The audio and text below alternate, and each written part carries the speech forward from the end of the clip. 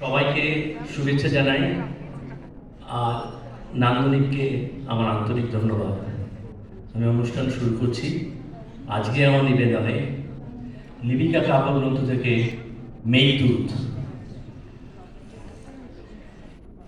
মিলনের প্রথম দিনে বাঁশি কি বলেছিল?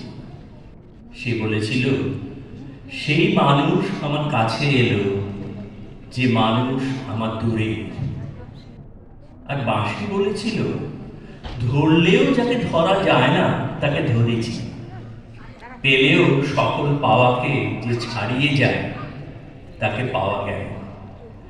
তারপরে রোজ বাঁশি বাজে না কেন? কেননা আধখানা ভুলেছি। শুধু মনে রইল সে কাছে, কিন্তু সে যে দূরেও তা খেয়াল রইল না। প্রেমের যে আধখানায় মিলন সেইটাই দেখি, যে আধখানায় বিরহ সে চোখে পড়ে না। তাই দূরের চিরতৃপ্তিহীন দেখাটা আর দেখা যায় না, কাছের পর্দা আড়াল করেছে। দুই মানুষের মাঝে যে অসীম আকাশ, সেখানে সব চুপ, সেখানে কথা চলে না। সে মস্ত চুপকে বাঁশির সুর দিয়ে ভরিয়ে দিতে হয়। অনন্ত আকাশে ফাঁক না পেলে বাঁশি বাজে না। সেই আমাদের মাঝের আকাশটি আঁধিতে ঢেকেছে, প্রতিদিনের কাজে কর্মে কথায় ভরে গিয়েছে, প্রতিদিনের ভয় ভাবনা কৃপণতায়। একদিন জ্যোৎস্না রাত্রে হাওয়া দেয়, বিছানার পরে জেগে বসে বুক ব্যথিয়ে ওঠে।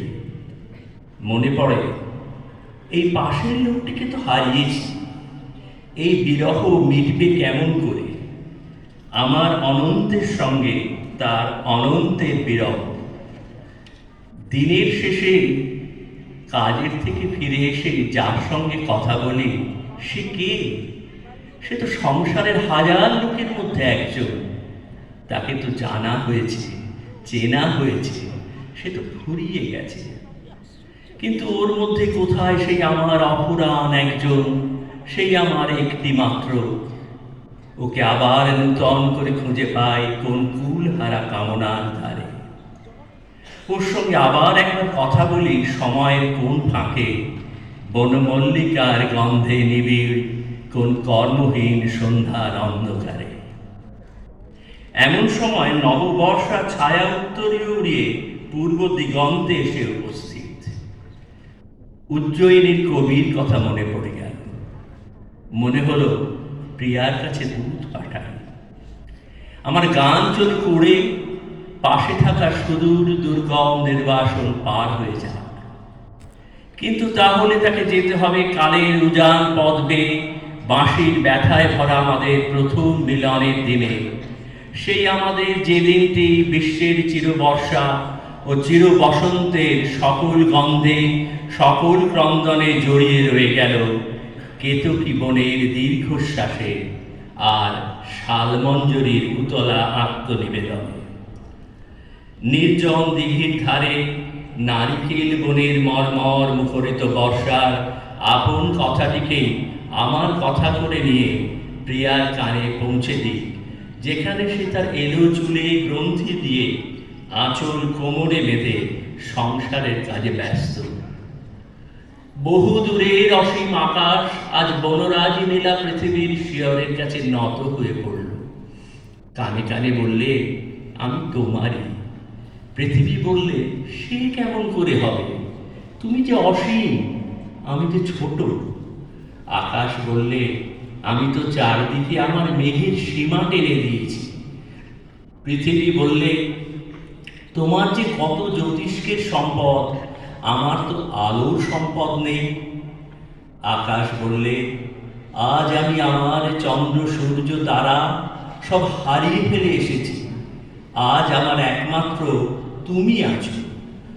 পৃথিবী বললে, আমার অশ্রু ভরা হৃদয় হাওয়ায় হাওয়ায় চঞ্চল হয়ে কাঁপে, তুমি যে অবিচলিত।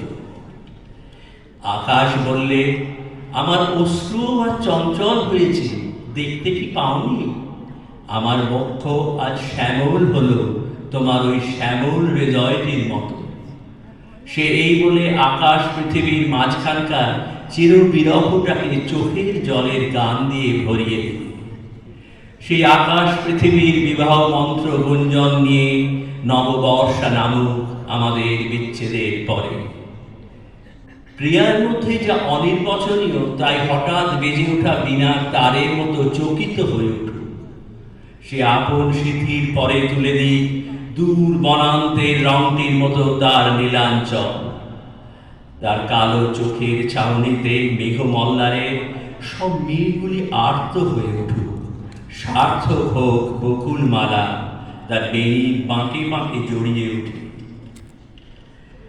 যখন ঝিল্লির ঝংকারে বেণু বনের অন্ধকার থরথর করছে, যখন বাদল হাওয়ায় দীপশিখা কেঁপে কেঁপে নিভে গেল, তখন সে তার অতি কাছের ওই সংসারটাকে ছেড়ে দিয়ে আসুক ভিজে ঘাসের গন্ধে ভরা গণপথ দিয়ে আমার নিভৃত হৃদয় নিশীথ রাত্রে। নমস্কার।